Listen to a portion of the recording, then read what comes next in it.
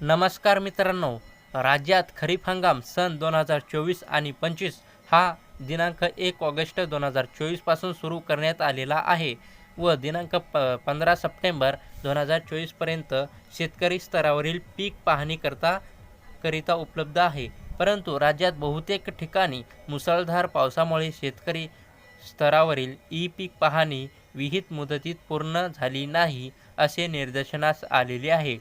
तसेच अद्याप याबाबत योग्य प्रचार प्रसिद्धी न झाल्याने शेतकऱ्यामार्फत पिकाची नोंद ही अत्यंत कमी प्रमाणात नोंदविण्यात आलेली आहे. तदनुसार खरीप हंगाम 2024 करिता 7 दिवसाची दिनांक 23/9/2024 पर्यंत शेतकरी स्तरावरील पीक पाहणी नोंदविण्याची मुदत वाढ देण्यात आलेली आहे. तर तसेच सहाय्यक तलाठी स्तरावरील पीक पाहणी मुदत 7 दिवसाची तसेच 24/9/2024 ते 23/10/2024 पर्यंत मुदतवाढ देण्यात येत आहे.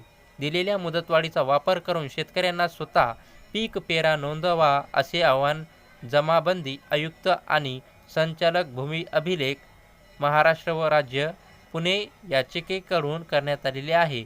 तर ही माहिती तुम्हाला चांगली वाटली असेल तर आमच्या चॅनलला सबस्क्राईब करा. धन्यवाद.